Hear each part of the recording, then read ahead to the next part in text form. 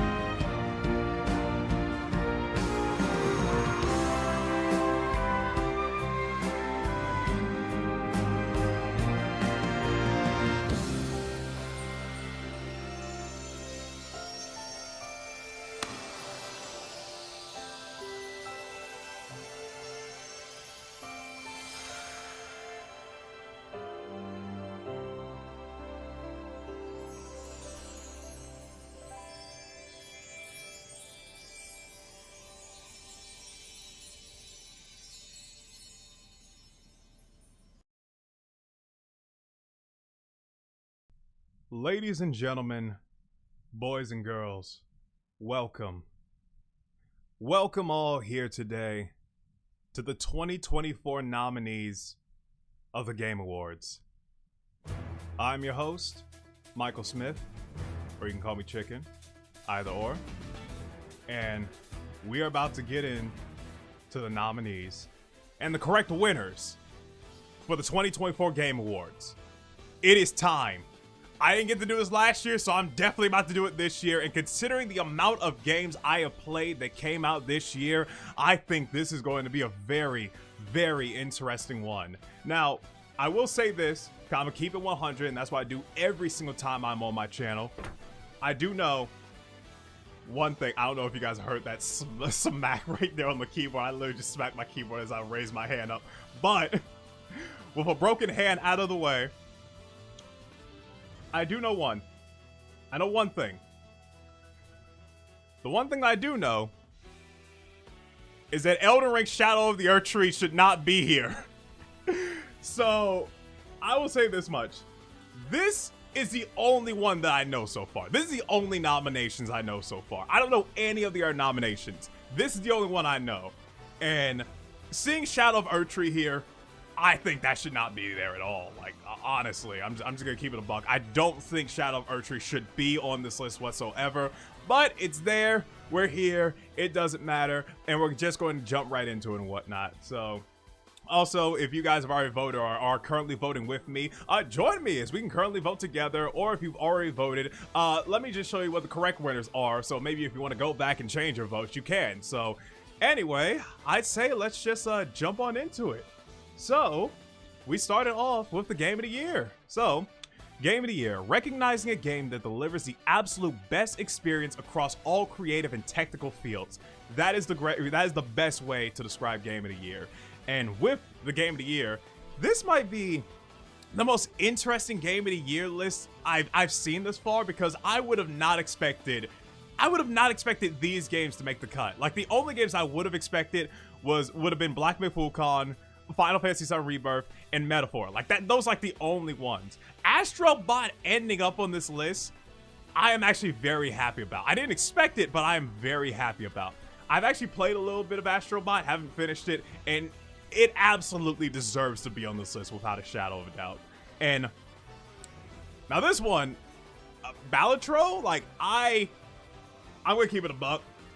I know nothing about this game. Like, I looked it up and apparently it's a card game, and I don't know what it's doing on this list, but I guess it's good. I mean, if it end up in the nominees, apparently it's good, I guess. So yeah, we had that on the list, and don't know why, but you know what? It is what it is. I'm not gonna complain. I guess it's here, and I guess it's a part of all this and whatnot. Is it on the same level as all of this? I mean, it's not no Queen's Blood. Like, Final Fantasy VII has a card game, and like, I mean, like, that could have made on the list, but this, we'll see. Anyway, Black Myth: Wukong.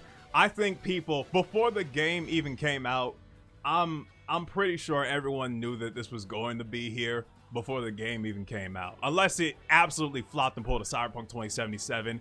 I'm pretty sure everyone and their mama expected this to happen. So yeah, this is on there. And then we have Shadow of Erdtree. Already got my thoughts on a DLC ending up in the Game of the Year awards list. But honestly, if any game would end up on this list, it would be Shadow of the Erdtree. So yeah, I guess so.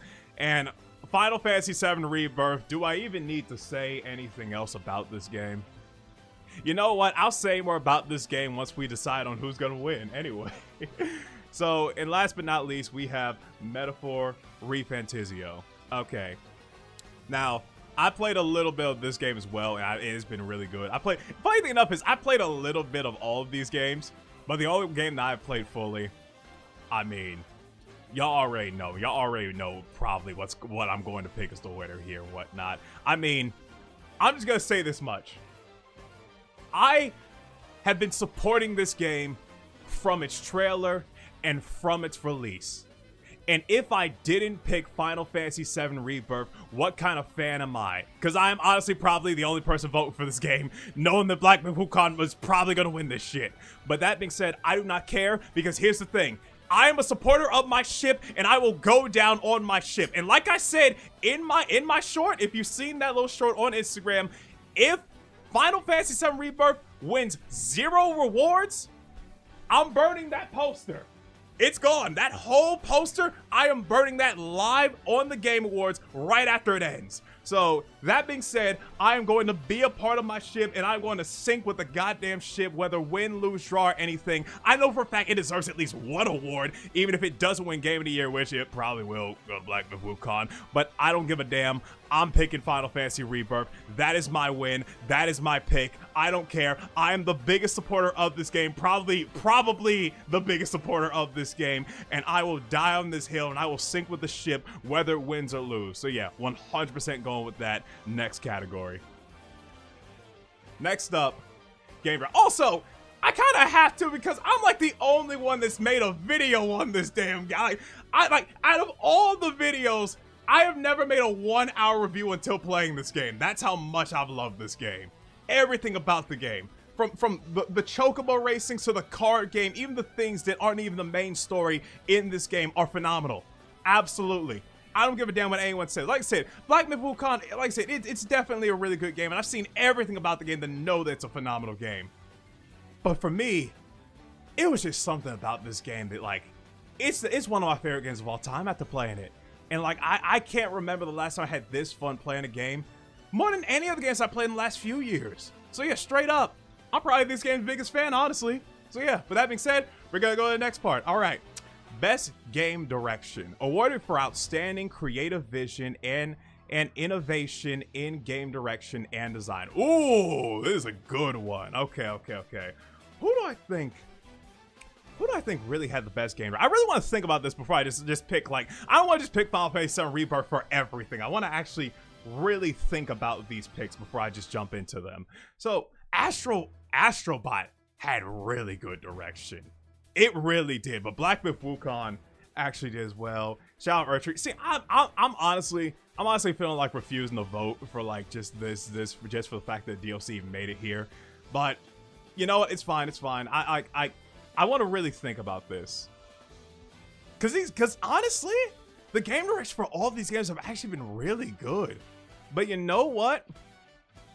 As much as I'm a huge Final Fantasy VII Rebirth simp, you know what? For this one at least, I'm gonna actually give this one to... It's between two right now. It's between two. I'm not gonna say what the two are.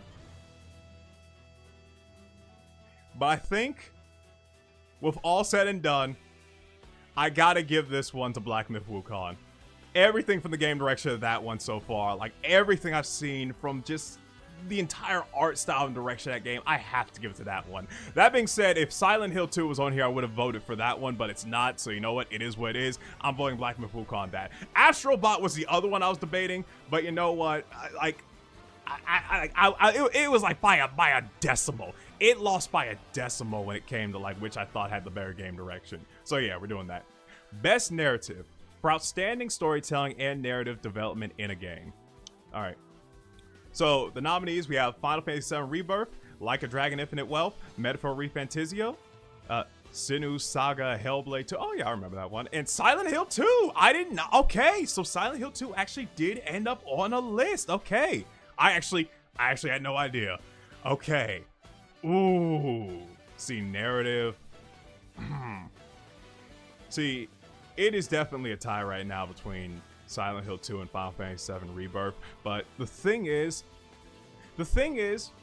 they're both remakes. They're both remakes, and if I'm really going to bring it down to which had the better narrative comparison to what their original counterparts did, I would have to give this to Final Fantasy VII Rebirth. For the simple fact that Silent Hill 2, the remake, it was the perfect retelling of the original story. Final Fantasy VII Rebirth gave us stuff that wasn't even in the original game and told it in a perfect way. So yeah, absolutely. Now, if I finished Metaphor ReFantazio, this probably could have won, but you know what? I'm gonna give it to Final Fantasy VII Rebirth. Like I said, I knew I was probably gonna vote for this game a good amount of times on this list, but you know what? It is what it is. I do think it had a phenomenal narrative and whatnot. So, yep, next up, Best Art Direction. Ooh. For outstanding creative or technical achievements in artistic design and animation. All right, you know what? Now that we have Best Art Direction, I can easily give this, without even hesitating, I can easily give this one to Astrobot. Everything they did in that game was perfect from an art direction perspective. I already love platformers, and just everything they put into Astrobot, from the designs of all the levels, just the mechanics, the jumping, all the things you can even do with the character is perfect. It is so perfect in every way, and it's like the best.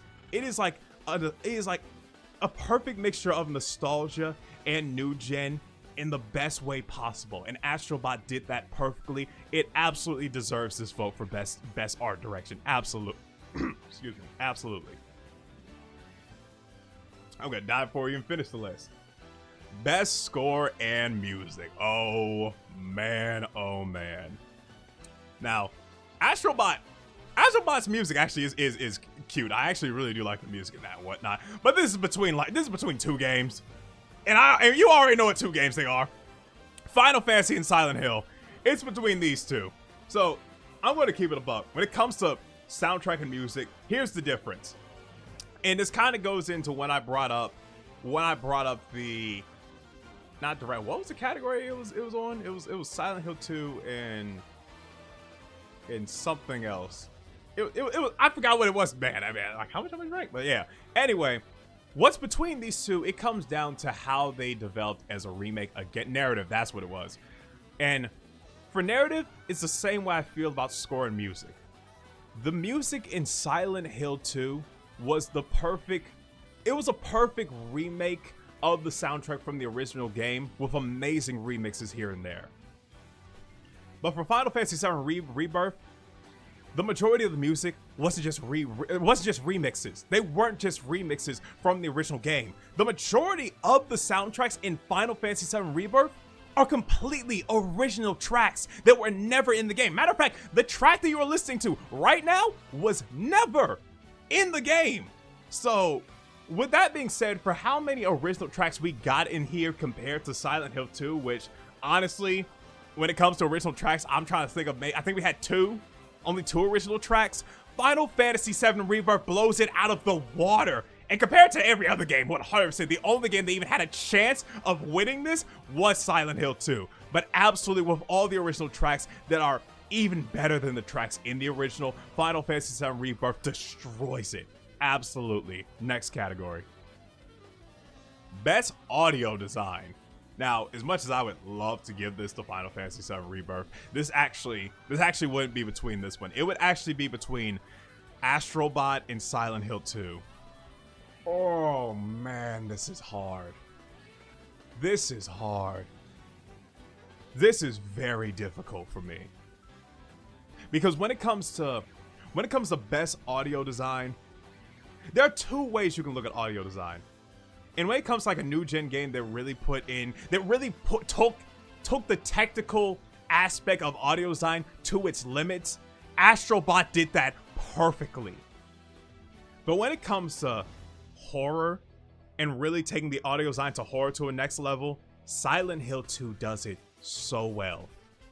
But honestly, because of how much they push the boundaries of what audio can do for a video game, I 1,000,000% have to give this to Astrobot. It would not be fair to me. It would not be fair to Astrobot to not win this for how much effort, how much work they put into the audio design in that game. And Silent Hill 2, I'm not saying Silent Hill 2 didn't, but compared to Astrobot, they took it to a whole other level that it deserves to win this one. Absolutely, Astrobot deserves this one. Absolutely. Best performance. Okay, I'm curious to see I'm very curious to see what the nominations are and whatnot. I honestly didn't know who was going to be on here. That being said, I had a feeling I had a feeling which one from Final Fantasy VII was going to be on here, and I was absolutely correct. Okay, so we have Brina White, who's the voice of Aerith in Final Fantasy VII Rebirth. Hannah Tale, who plays, I believe she plays Max in Life is Strange Double Exposure. Did not think she would be on here. I'm actually shocked. Not a bad thing, but like that's crazy. Humberly Gonzalez from Star Wars Outlaws. I believe she plays the main character in that. Didn't play it, so that's gonna be interesting. Luke Roberts from Silent Hill 2, who plays James. Didn't think he'd be up here. I'm actually happy he ended up on here. And Melina Jurgens, who plays Sana Saga from Hellblade 2. Okay. Man, that's actually... I did not think Luke Robert would be in here. But, like I said, I'm going to be extremely biased on this one. I'm just going to keep it a buck. But that being said, it was honestly hard for me. It was honestly hard for me on whether or not I was going to pick this one. It was a lot harder than I thought it was going to be with Luke Roberts being in here, because his performance as James was, honest to God, phenomenal. But I gotta give this to Brina White. I gotta give this to Brina White. If there's anyone who deserves an award for this, it is Brina White, for how much she really put in the love and effort, and just, without saying much, she gave her heart to Aerith. She gave her heart to Aerith, and there's no way she can get nominated for another award after this, so she deserves to win one. So yeah, anyway, next. Innovation in accessibility. Recognizing software or hardware that is pushing the medium forward and adding features, technology, or content to help games be played or enjoyed to an even wider audience. Ooh. So we have Call of Duty Black Ops 6, Diablo 4, Dragon Age: The Veilguard, Prince of Persia: Lost Crown, and Star Wars Outlaws. Okay, innovation in accessibility. I mean, what? I'm trying to think of how much each of these games really innovated in accessibility, really. Like, even with Prince of Persia, like, even with that one I played, like, I haven't even played Diablo 4 and whatnot. Well, that's wrong. I played, like, the beginning of Diablo 4 and then stopped. Black Ops 6, I'm good. And Star Wars Outlaws, again, I'm good. I was debating on making a video on Star Wars Outlaws, even though I haven't played the game, but that, you know what, that's fine. But, man. You know, funny thing enough is, you wanna know what's funny? I spiked to a friend of mine. I didn't think I would end up voting for Veilguard at all on any of the nominations. But honestly, the only one I can think of for accessibility currently and whatnot is Dragon Age Veilguard. So I guess I'll vote for that one, because, like, I'm pretty sure the other games really have some. I mean, out of all these games, I actually played and finished Prince of Persia: Lost Crown, and I don't really remember the accessibility compared to all of the other games that I'm pretty sure has more accessibility than Prince of Persia. So you know what? I guess I'll go for the Veilguard. You know what? I'll go for that one for once. Yep, I actually will give it to that one. All right. Games for impact. For a thought-provoking game with a pro-social meaning or message. Okay. So this one's gonna be quick. So I haven't played any of these games, but out of all these games, I'm probably going to play Life is Strange Double Exposure. So I'm just gonna give it to this one. Yep. So I'm just gonna give it to Life is Strange. Yep. Just because out of all those games, I know I'm gonna play that one. All right. Best ongoing game. Awarded to a game for outstanding development of ongoing content that evolves the player experience over time. Let me make sure this actually... Okay. Just want to make sure I was good. Okay. So... Sorry, I'm fixing something. Okay. Best ongoing game. So the nomination we have Destiny 2, Diablo 4, Final Fantasy 14, Fortnite, and Helldivers 2. Okay, so I had not touched any of these games for them being ongoing games and whatnot, because I rarely touch ongoing games like that. But the one that I know that always does, the one that I know that have trapped a good amount of my friends for years upon end, and they're still trapped to this day, like their life is now in that game, is Final Fantasy 14. So apparently they're doing something right, considering the fact that I haven't seen my friends in months because they've been stuck in this game. Where Fortnite, I know people who play Fortnite, I know friends who play Fortnite and whatnot, but they don't have the following like Final Fantasy 14, where like when they're in it, they're stuck. You don't hear from your friends in years after they touch Final Fantasy 14. So they must be doing something for them to keep on going this long and whatnot. So I'm going Final Fantasy 14, because like they're like a drug, honestly. Best community support. Recognizing a game for outstanding community support, transparency, and responsiveness, inclusive of social media activity and game update patches. Okay. So, as long as I said the Final Fantasy 14 fans are, which they are and whatnot, the Baldur's Gate community has actually been a really great community, and it's rare for that in a video game company. It is rare for a community to be this good in a video in a community and whatnot. I think it really comes down to the fact that I feel like it comes down for the community to be this well, for the fact that the game is so well done. Like for the game to be that well done, and Larian Studios really putting their all in the game and whatnot, they really were able to build a really great community from a really great game. So yeah, I actually will give this to Baldur's Gate 3. No Man's Sky still exists? I thought this died. I thought this died years ago. Really? I'm shocked to see No Man's Sky here. Okay, well, I'm gonna give this to Baldur's Gate anyway. Okay. So I'm just fixing something. Alright. Next. Alright. How much do I got left? Ooh, damn. Alright. Best independent game. Alright. For outstanding creative and technical achievement in a game made outside of the traditional published system. Okay. Animal Balatro, Laura Lee and the Laser Eyes, Neva, and UFO 50. Okay. So, this was nominated for Game of the Year. So, honestly, for this being nominated for Game of the Year, I'm debating on just picking this one. But I heard good things about Animal Well and whatnot. But you know what? I'll just go for this one just because for it to get nominated for Game of the Year, it must be good, because I haven't played any of the other ones. So, yeah, I'll go for this one then. Yep. Best debut indie game. Okay. And About the same ones, except like Manor Lord and Pacific Drive is here in Plucky Square. Yeah, I'm gonna just go for this one again. I mean, it must be doing something well for it to get Game of the Year, so you know what? Yep, I'm gonna give it this one again. Best mobile game. Okay, I'm very curious to see what's on here. Okay. Because this is coming from a man who actually plays gacha games, so I'm actually curious to see what ended up on here. Alright, for the best game playable on a mobile device, AFK Journey, Balatro, Pokemon Trading Card Game Pocket, Weathering Waves, and Zenless Zone Zero. Okay.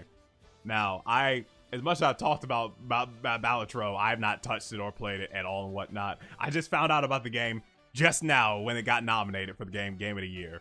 But I played AFK Journey, I played Weathering Waves, and I played Zenless Zone Zero. Now, here's the thing. On a mobile phone, I hate playing Weathering Waves, because Weathering Waves is not a mobile game to play. It is a PC game. So I will say, as a mobile game, I would pick Zenless Zone Zero because it is a better game to play on a mobile device.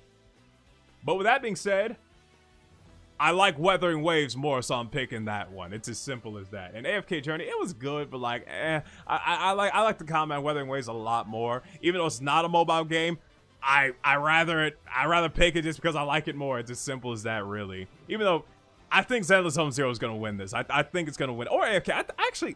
I could see AFK Journey winning this as well. It's between AFK Journey and Zenless Zone Zero. But Weathering Waves, I'm gonna vote this one anyway because I think out of all the games there, that's the better game. Gameplay-wise. Story, but like, the gameplay is actually really good on that one.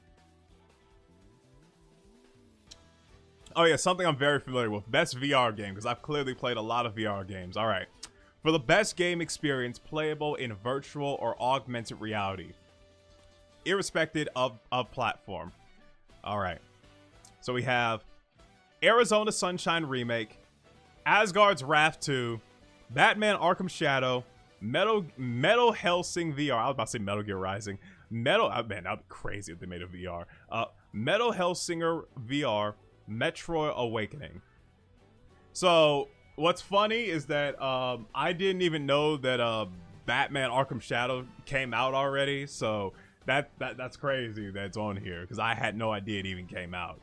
I mean, with that being said, the only title I'm very familiar with, like I'm familiar with Metro, but I mean, I'm the most familiar with Batman, so yeah, good job of them for making the game. I didn't even know the game came out already, so I'll vote on them just because I didn't even know they made the game. So yeah, I'll give it for that. Yep.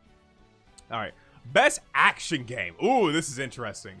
For the best game in the action genre, focus primarily on combat. Oh man, oh man. So we have Black Myth Wukong, Call of Duty Black Ops 6, Helldivers 2, Stellar Blade, Warhammer 40,000, Space Marine 2. Okay, so we can just block out Black Ops, Helldiver 2, and Warhammer, and this is just the between two games, Black Myth Wukong and Stellar Blade. And while the best part of Stellar Blade is the combat, just from the little bit I played of Black Myth Wukong, I know for a fact this is winning. This ain't even close. This sweeps the floor from the combat in Black Myth Wukong I've seen. I know for a fact this thing is winning, and most people already know this. It's most likely winning Game of the Year as well. So yeah, absolutely, Black Myth Wukong destroys this. Absolutely. Not even close. Not even close. Sweeps the floor of best action game. You want to know what's crazy about that? I played and beat Stellar Blade, and I still picked Black Myth Wukong. I never even finished that game. Man, oh man. All right. Best action/adventure game. All right. For the best action-adventure game combining combat with traversal and puzzle solving. All right. Astrobot, Prince of Persia: Lost Crown, Silent Hill 2 with action and adventure. What? Huh? For action and adventure? Like, wouldn't this be like best horror game? Like, why is it an action and adventure? Like, yeah, because when I think of Silent Hill 2, I think of like, yeah, this is a great action and adventure game. Yeah, definitely. Like, unless they're not doing best horror game, that's the only way I can see why it's in this category. All right, well, we have Star Wars Outlaws and then The Legend of Zelda: Echoes of Wisdom. Okay, You know what? If Silent Hill 2 wasn't here, I probably would have went for Astrobot. But you know what? Just for the chance of Silent Hill 2 to get an award, and if they don't have best horror game in the category, I'm voting for this, because yeah, this was a phenomenal remake. Yeah, great horror game. Absolutely loved it. And yeah, absolutely.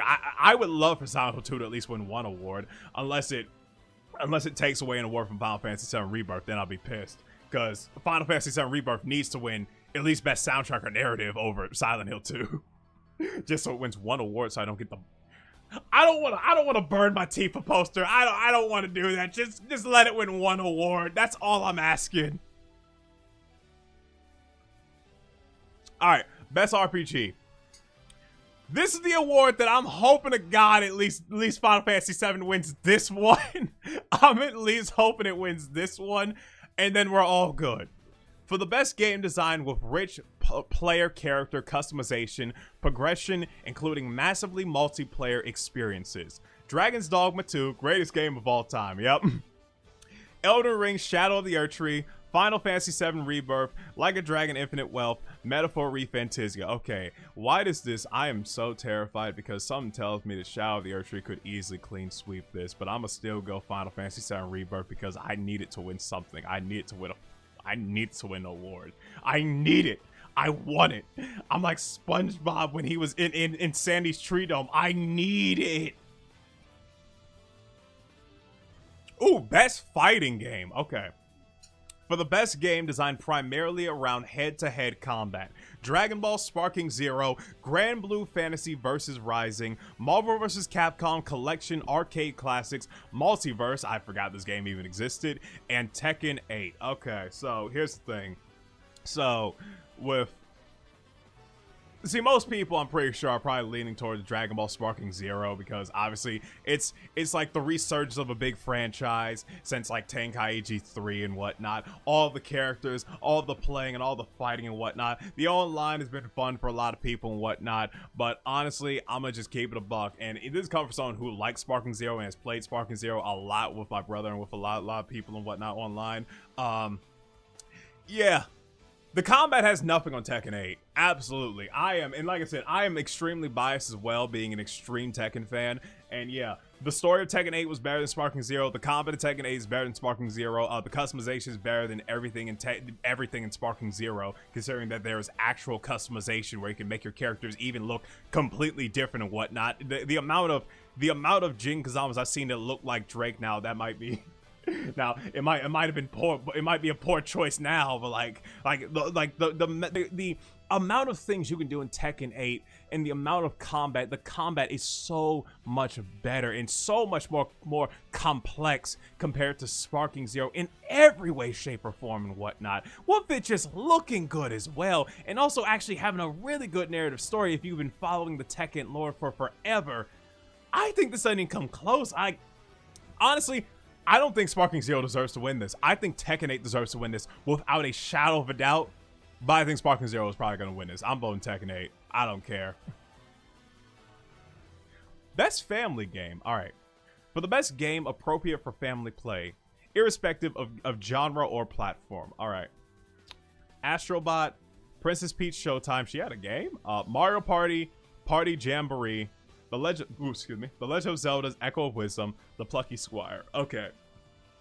Now, I've actually seen a lot of people play Super Mario Party Jamboree, and I'm pretty sure this is really good, because I'm pretty sure it has like all of the levels from all of the old Mario Party games in that one, which is honestly really good. But I mean, I'm just gonna go for Astrobot because this is just such a great game. This is just such a phenomenal game that it deserves to win at least one award, and I'm completely biased on here. And this is the correct way. This is the path. This is the correct path. This is all I'm saying and whatnot. So yeah, I'm going Astrobot. Best sim/strategy game. I've definitely played all of these games. All right. Best game focused on real-time or turn-based simulation. Oh, I've definitely been playing these because I'm clearly a huge turn-based combat fan. Turn-based simulation or strategy gameplay, irrespective of platform. Okay. Age Mythology Retold, Frostpunk 2, Kinutsu Gami, Path of the Goddess. What are these games? Manor Lords and Unicorn Overlord. Okay. Man. I didn't even know these games existed. Okay. So, The only game that I've heard of is Frostpunk. So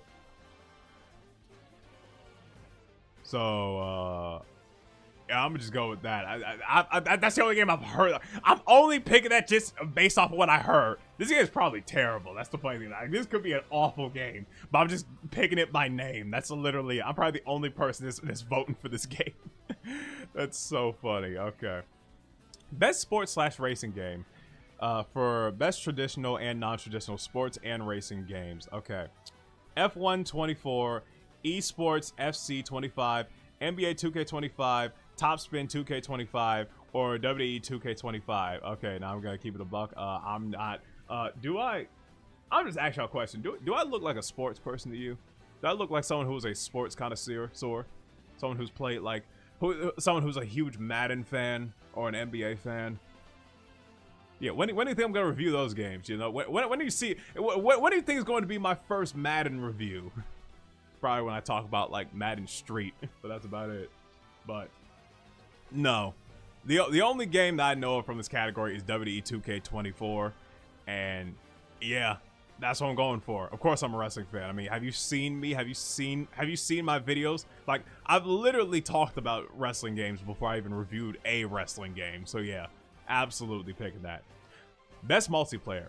For outstanding online multiplayer gameplay and design, including co-op and massively multiplayer experience, irrespective of game genre or platform. All right, Call of Duty Black Ops 6, Helldivers 2, Mario Party Jamboree, Tekken 8, Warhammer Space Marines. Okay, so as much as I want to give this Tekken 8, I know Mario Party for a multiplayer game. See, because here's the thing, when I think of multiplayer, I think of a real multiplayer game where you're sitting with your friends, you jump in and you just have fun with your friends and whatnot. Not online multiplayer, because here's the thing, I like online multiplayer, but we need to bring back the old school multiplayer, sitting down with your friends, playing a game, both holding a controller, looking at the same screen, just having fun. But we need to bring back those times. So just for that, I'm gonna give this one the Mario Party Jamboree, because I've seen so many people have fun sitting on the couch together, playing this game, and yeah, absolutely agree that this deserves it. Best adaptation. All right, recognizing outstanding creative work and faithfully and authentically adapts a video game to another entertainment medium. All right, so we have Arcane, Fallout, Knuckles, Like a Dragon, Yakuza, Tomb Raider, The Legend of Lara Croft. This list, I'm just gonna keep it a buck. I'm pretty sure anyone who has seen the series already knows this. This list immediately became unfair when Arcane ended up here. The moment Arcane ended up here, it was over. That's it. It was done. It was done. It might have been a hard choice if it was just these four, but the moment Arcane ended up here, that's it. Because I'm going to tell you right now, keeping up buck, Season 2 is just as good as Season 1, and I'm pretty sure it's going to be a masterpiece 10 out of 10 by the end of it and whatnot. Absolutely. Arcane is one of the great anime shows of all time. It's one of the greatest shows of all time, one of the best written shows of all time. Character development, storylines, everything about that soundtrack, everything about Arcane is a masterpiece, and it honestly made me more creative and a better writer because of it. There's so much inspiration I've gained from watching Arcane that it goes beyond being just the greatest video game adaptation of all time. It goes far beyond that. It is one of the greatest shows of all time, straight up. And I highly recommend any of you who are watching right now, any of you who haven't seen Arcane Season 1 or Season 2, do yourself a favor and watch one of the greatest animated shows of all time. And just honestly, like take animated show aside, one of the greatest shows of all time. Just take the time and watch it. And as a matter of fact, just watch the first 3 episodes. And if you don't think you're into it after the first 3 episodes, then you can just drop it. Highly recommend it. And if you want more of my thoughts on Arcane, I made a review on Arcane. I can put a link in the description if you want to know more about it and whatnot. So yeah, highly recommend Arcane. Great adaptation. Season 2 phenomenal, just as good as Season 1. Absolutely. Next. Most anticipated game. Recognizing an announced game that has demonstrably illustrated potential to push the gaming medium forward. All right, so we have Death Stranding 2 on the beach. That's the title. on the beach? I did not know that. Okay. Ghost of Yotoi. Okay. Which is like the sequel of Ghost of Tsushima, I believe. Grand Theft Auto 6. Metroid Prime 4 Beyond. I forgot this is actually coming out. And Monster Hunter Wilds. Okay. So as much as people have memed on Grand Theft Auto 6, which is, I mean, that's just, I live in Florida, so this is just my life. So I don't need a real life simulator. I'm a huge Monster Hunter fan, and the hype that I have for Wilds, like, I genuinely believe that this will be the Elden Ring of Monster Hunter. This will, honest to God, be the Elden Ring of Monster Hunter. I truly believe that, and I will say this right now: we will be seeing this game in the Game Awards for 2025. We will be seeing Monster Hunter Wilds for nomination of Game of the Year in 2025. And for those of you who don't believe me, go back to this video when the next nominees comes out. When next year's nominees comes out, go back to this video when I said it. I am completely right when I say this. Monster Hunter Wilds is going to be a phenomenal game. It 100% is going to be. It might even win Game of the Year next year. That's how confident of how good this game is going to be. Because I already know, after how Monster Hunter World was, and just everything they did in that game, and this being even bigger than that game, man, I can't wait for this game, man. Content Creator of the Year. Why am I not on this list? I don't see my... I don't see... Is there a skip button? Like, I don't see myself on this list. I'm very confused. Okay, let me see. For streamers, that's why. Oh, for streamer or content creator who has made an important and positive impact on the community in 2024. All right, Queso, Elajon, Techo Games, Typical Gamer, and Ushida Pekora. Okay, so the only one who I'm familiar with is Queso, and the amount of fat jokes that have been made about him is honestly some of the most creative. Like, honestly, I have never seen such creative fat jokes in my entire life until watching a Queso stream, and honestly, it is some of the funniest shit that I've seen in 2024. Like, it honestly has been so funny, and like, he takes it in stride, and I respect that for him. So you know what? I'm gonna have to give it to Queso. All right. Best esports game. Oh god, I have to vote for this. All right, for the game that has delivered the best overall esports experience to players, including tournaments, community support, and content updates, irrespective of genre or platformer. If there was one time I wish Tekken 8 could have been in a category, this is one of those times, man. All right, so we have, because honestly, I don't follow any of these esports. All right, so we have Counter-Strike 2, Dota 2, League of Legends, Mobile League Bang Bang, and Valorant. Okay, so just out of support for Arcane, because they created the greatest video game adaptation of all time, I'm gonna just give this one to League of Legends. Just like, if it wasn't for Arcane, I would not vote on this at all. So just for that, I'm gonna give this to League of Legends. So Riot Games, that's for you. You're welcome. You get that for making one of the greatest shows of all time, honestly. All right. Best esports athlete. Why am I not on this list? I should be on this, you know. I was top 100. That's all I'm saying. All right. Yuck, esports. Just wait till you get to the best esports team. Oh god. The esports athletes judged on the most outstanding for performance and conduct in 20. Okay. Let's see. We have 33. Alex Seb. Chovy, Faker, Zaywa. What are these names? These are the words I have never and people say that Chicken Reviews is a weird name. What, his name is a number. 33? Like, is that the name on the back of his shirt? Is that his team number? Okay. So you know what? I'm gonna give it to 33. All right, yeah, I'm gonna give it to the number. That's it. All right, yep. I got no horse in this race. All right, anyway, best esports team. Oh, great. Yep, just because I definitely know the esports teams. All right. Recognizing a specific esports team, not the full organization. Okay, not the full organization. I'm so glad they told me it's not the full organization, because that definitely would have changed my votes. Okay. Judge the most outstanding for performance and conduct in 2024. All right. Billy Gaming, Gen G, But you don't even shut the fuck up. All right, I don't want to hear this. All right, I don't need this type of bullying into my chat. All right, all right. Gen G, Navi, T1, Liquid Team. Okay, which one? Okay, okay. So these two do League of Legends. That one does Counter Strike. T1 does League of Legends, and Liquid Team does Dota. I'll go with T1 because they do League of Legends. I know they already do League of Legends, but I mean T1 sounds, it's a simple name, so I'm just picking that one. So yeah, I'm just picking it based on name. Players vote, choose round one, round two. Really? There's gonna be more later on and whatnot. Okay. Notify me when votes read each round. Okay, okay, okay. Okay.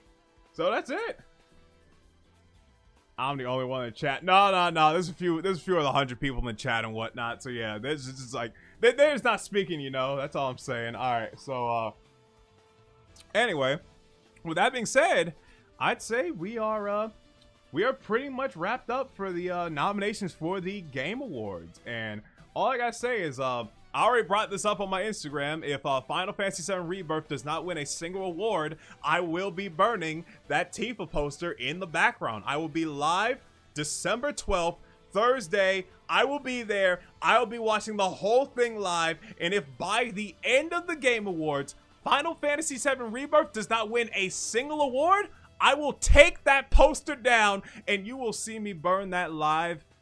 And yeah, but I'm good because I won't be.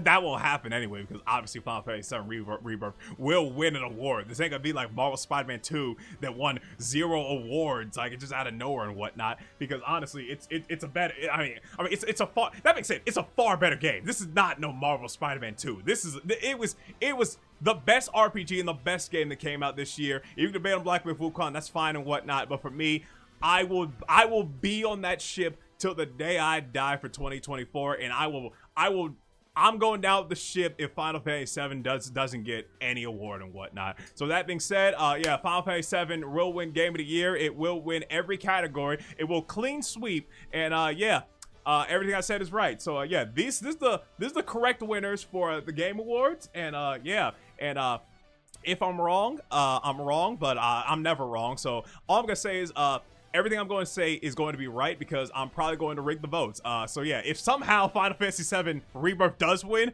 I probably somehow rigged the votes because honestly, I'm the only person that probably voted on the game. So with that being said, I hope you enjoyed Tifa Sim. You're goddamn right. I am. Absolutely I am. I without it, I say right now, even without the romance, it still would have been a great game. But it was a 10 out of 10 without the Tifa romance. But it's an 11 out of 10 with the Tifa romance. So with that being said, it will win just for that. And I will see you guys there December 12th, 2024 for the Game Awards. So I hope you guys enjoyed. I hope you guys enjoyed this correct list for the Game Awards. So if you guys haven't voted yet, just copy and paste my list. So just take everything I did, vote that, and just, yeah. And I'll see you guys there. Bang, bang.